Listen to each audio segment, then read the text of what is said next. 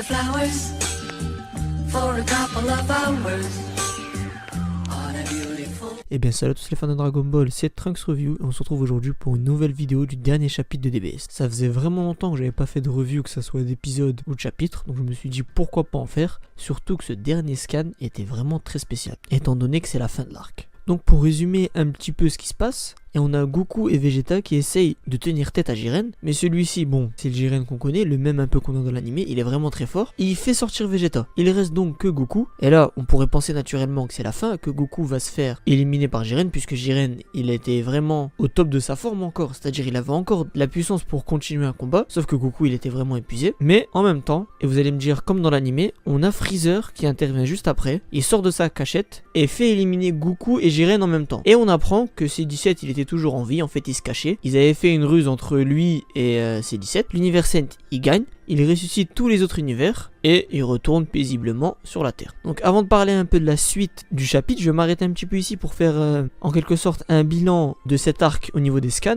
Donc comme je vous l'ai dit, ce scan il clôture l'arc et malheureusement pour tous les fans du manga, les derniers chapitres ont vraiment été moyens. Pourtant, on a ressenti que Toyotaro, l'auteur des scans, il avait envie de bien faire avec des anciennes références à Dragon Ball, comme par exemple Tortue Géniale, mais ça a été vraiment mal fait, et surtout voir Tortue Géniale qui se bat en 1 contre 1 contre Jiren, je suis désolé mais quasiment tous les fans de Dragon Ball n'ont pas vraiment accepté ça et ont trouvé ça illogique. Même si on peut nous expliquer comme on veut, comme quoi que Tortue Géniale il avait peut-être l'Ultra Instinct avant, ou une phase un peu moins développée que le vrai Ultra Instinct, mais le Tortue Géniale qu'on a connu, c'est le Tortue Géniale qu'à partir de Dragon Ball Z, on l'a jamais vu se combattre, donc en termes de logique, c'est vraiment foutu. Mais moi ce que je trouve bizarre, c'est que pendant l'arc Zamasu, on a eu d'excellents scans. On avait certes une histoire qui suit un peu la trame principale, c'est-à-dire les éléments déclencheurs on les retrouvait, l'histoire principale on l'a retrouvée à la fin, elle était identique à celle de l'animé, sauf que Toyotaro il a fait certaines choses que je trouve vraiment très bien. Il a quand même pris des risques, certains risques ils étaient bien, et en tant que fan de Dragon Ball, tout le monde avait apprécié, mais au niveau de ce scan là c'était vraiment moyen. Et surtout on a remarqué quelque chose.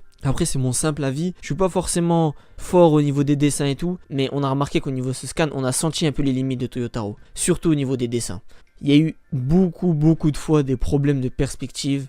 On voyait des Goku super grands comparés à l'arène, hormis pour le premier scan. Parce que le premier scan, on ressentait du mouvement, on ressentait de la présence dans l'arène, mais vraiment par la suite, ça s'est empiré. Après, il faut pas forcément retenir que les côtés négatifs, il y a aussi du positif. Comme par exemple le fait que dans les scans, il y avait une certaine logique qui suivait.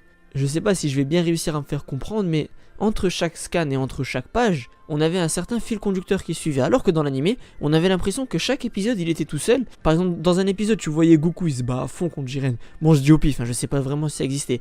Tu vois Goku il se bat à fond contre Jiren, et juste après, qu'est-ce que tu vois? Tu vois Piccolo, Gohan qui sont en train de se battre contre les Namek. Donc pour revenir après au scan, ce qui nous intéresse un peu plus aujourd'hui, c'est les dernières pages du scan. Donc les dernières pages du scan, qu'est-ce qu'ils nous montrent? Ils nous montrent le nouvel arc de Dragon Ball Super, qui se passera après le film Broly. Donc on aura une ellipse, et on passe directement à une nouvelle histoire.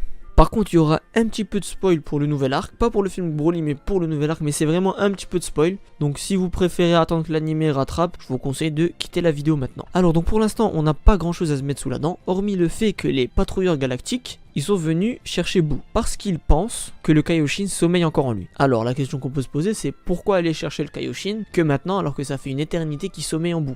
C'est parce que, pour l'instant ce qu'on sait, c'est qu'une personne elle s'est enfuie d'une prison, et ils penseraient que le Kaioshin peut les aider pour le capturer. En tout cas c'est ce que j'ai compris.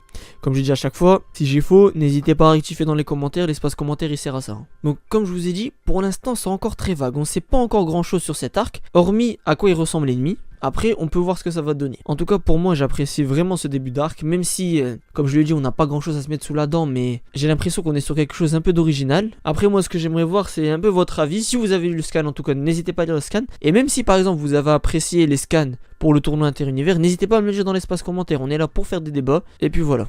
Donc l'analyse de ce chapitre, elle est un peu courte certes, mais c'est parce que je vous prépare à côté une vidéo théorie pour ce nouvel arc. Donc je voulais pas forcément tout dévoiler dans cette vidéo review. Je voulais juste faire une review et un petit bilan du tournoi interunivers. J'ai pas forcément beaucoup détaillé ce tournoi parce que comme je vous ai dit, j'ai pas aimé et je déteste faire une vidéo que pour critiquer. Moi ce que je voudrais c'est vous ramener du positif, donc vous faire une vidéo que pour critiquer, c'est pas ce que j'aime bien faire. Donc bientôt, normalement dans moins d'une semaine, sort la vidéo théorie sur ce nouvel arc. Et moi je vous dis à la prochaine pour une nouvelle vidéo. Ciao.